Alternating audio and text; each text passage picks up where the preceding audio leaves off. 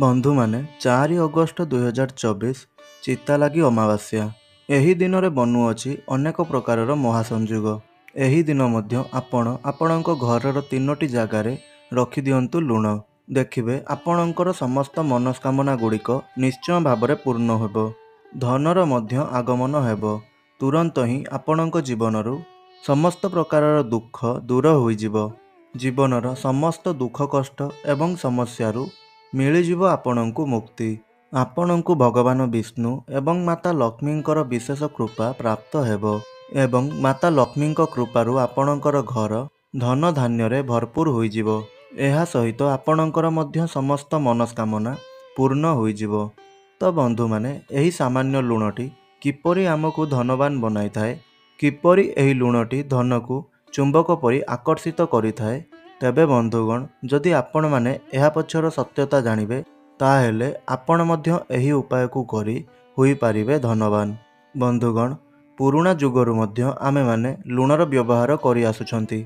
एही जेउ लुणटी अटे ना केवल आमर खाद्य को स्वादिष्ट बनाई थाए बरं एहा सहित मध्य लुण आमर अनेक गुड़िए उपकार करि थाए। मनुष्य शरीर रे लुणर कमी हेबा द्वारा ता शरीर रे अनेक गुड़िए रोग मध्य सृष्टि होई पारे। तेबे बंधु माने एपरि माना जाई थाए जे लुण आपणंकु अति शीघ्र धनवान बनई पारे एवं चमत्कारी भावरे एही लुणटी आपणंकु लाभ प्रदान करि थाए।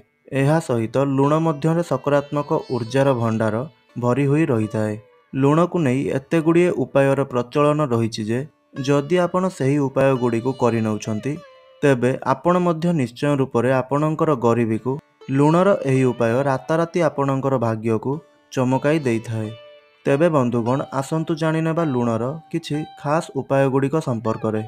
तेबे बंधु माने आपण एही उपाय गुड़िकु कौनसी भी दिन रे कौनसी भी समय रे मध्य करि परिबे एवं एही उपायटी आपणंकर समस्त इच्छा को निश्चय रूपरे पूर्ण करिवो। आपणंक मनर प्रत्येक इच्छा को आपण एही उपाय माध्यम रे पूर्ण करि परिबे। एही उपाय रे एते शक्ति रही जाए जे जहाकू आपण माने विश्वास करि परिबे नाही। बंधु माने तले लुण पड़िबाकू अशुभ बोली माना जाई थाए। एहा सहित मध्य लुण को चंद्र एवं शुक्रंकर प्रतीक बोली माना जाई थाए। आपण जदि लुण को कौनसी प्लास्टिक किंबा स्टील पात्र रे रखुचंती तेबे एहा द्वारा शनि एवं चंद्रंकर मिलन होइथाए जहाकी आपणक पई घातक सिद्ध होइथाए, जहार प्रभाव रे आपण कांगाल मध्य होई पारंती। एहा आपणक घरे रोग एवं शुकर कारण मध्य बनिथाए। तेणु आपण केबे भी लुण को प्लास्टिक किंबा स्टील पात्र रे रखंतु नाही। लुण को आपण सर्वदा काचर पात्र रे रखिबा उचित। एहाकू मध्य बहुत शुभ बोली माना जाई थाए। जेतेबेले कौनसी व्यक्ति लुण को लुहार पात्र किंबा प्लास्टिक रो पात्र रे रखिथाए सेतेबेले सही व्यक्ति को दारिद्रतार सामना करिबाकू पड़िथाए। एपरि करिबा द्वारा चंद्र एवं शनि क्रोधित होई जाई थांती।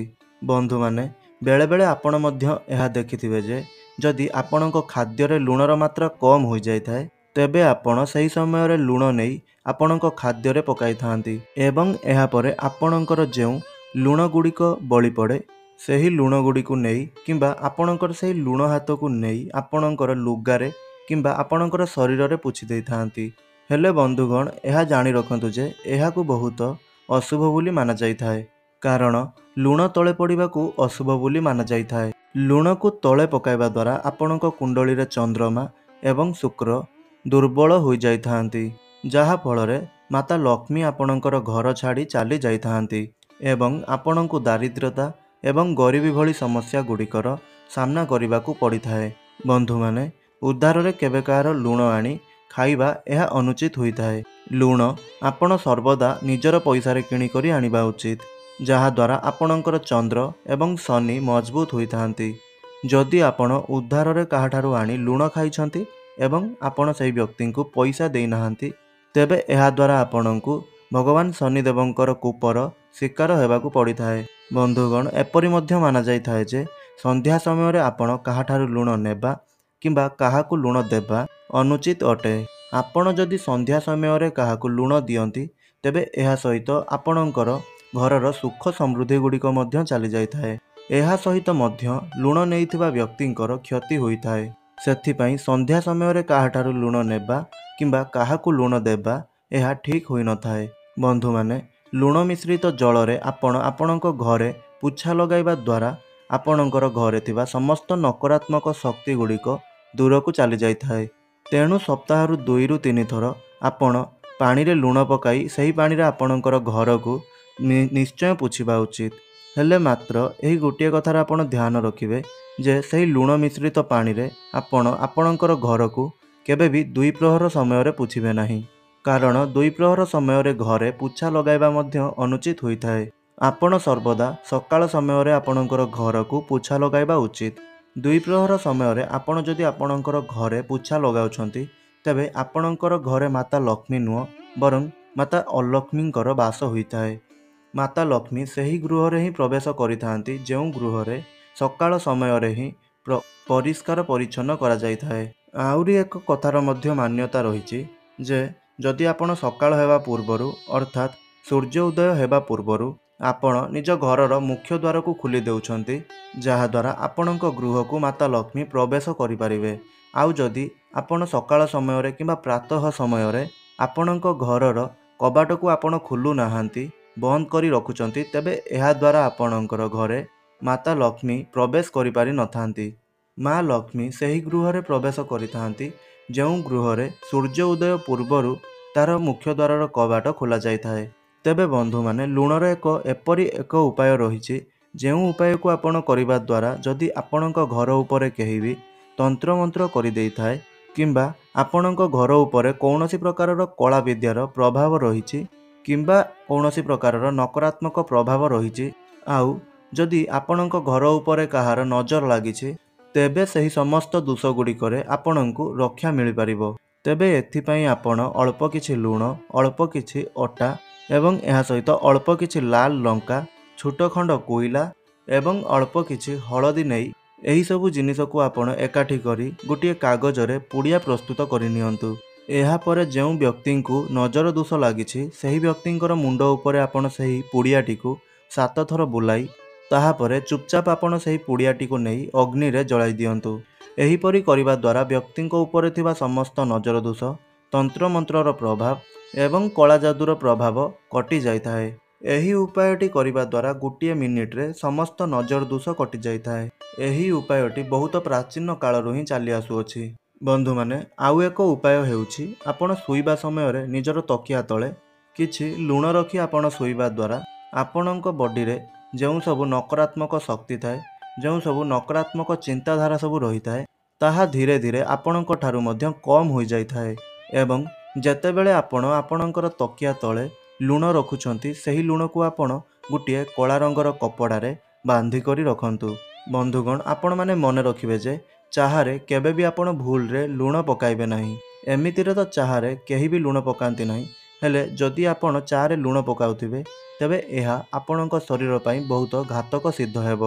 ଆଉ ଆପଣ ଏପରି କରିବା ଦ୍ୱାରା ଆପଣଙ୍କ ଶରୀରରେ ମଧ୍ୟ ରକ୍ତହୀନତା ଦେଖାଦେଇଥାଏ। ବନ୍ଧୁମାନେ, ଯଦି ଆପଣଙ୍କ କୁଣ୍ଡଳୀରେ କୌଣସି ପ୍ରକାରର ଗ୍ରହ ଦୋଷ ରହିଛି, ତେବେ କୌଣସି ଶନିବାର ଦିନ ଆପଣ ଲୁଣର ଦାନ କରନ୍ତୁ, କାରଣ ଶନିବାର ଦିନ ଲୁଣର ଦାନ କରିବା ଦ୍ୱାରା ଆପଣଙ୍କୁ ନବଗ୍ରହଙ୍କର ଶୁଭ ଫଳ ପ୍ରାପ୍ତି ହୋଇଥାଏ। ଶନି ଗ୍ରହଙ୍କର ଅସୀମ କୃପା ଆପଣଙ୍କୁ ପ୍ରାପ୍ତି ହୋଇଥାଏ। ତେବେ ବନ୍ଧୁମାନେ, ଲୁଣର ଏକ ଚମତ୍କାରୀ ଉପାୟ ମୁଁ ଆପଣଙ୍କୁ କହିବା ପାଇଁ ଯାଉଛି। ଯଦି ଆପଣଙ୍କ ଜୀବନରେ ଆର୍ଥିକ ସଙ୍କଟ ଲାଗି ରହିଛି, ଯେତେ ପଇସାକୁ ଆପଣ ରୋଜଗାର କଲେ ମଧ୍ୟ ତାକୁ ଆପଣ ସଞ୍ଚୟ କରିବାରେ ସାମର୍ଥ୍ୟ ହୋଇପାରୁନାହାନ୍ତି, ଆପଣଙ୍କର ଅଯଥା ଖର୍ଚ୍ଚ ଗୁଡ଼ିକ ବଢ଼ିଯାଉଛି, ତେବେ ଆପଣ ଏହି ସମସ୍ୟା ଗୁଡ଼ିକୁ ଦୂର କରିବା ପାଇଁ ଗୋଟିଏ ଆପଣ କାଚର ଗିନା ନେଇଯାଆନ୍ତୁ।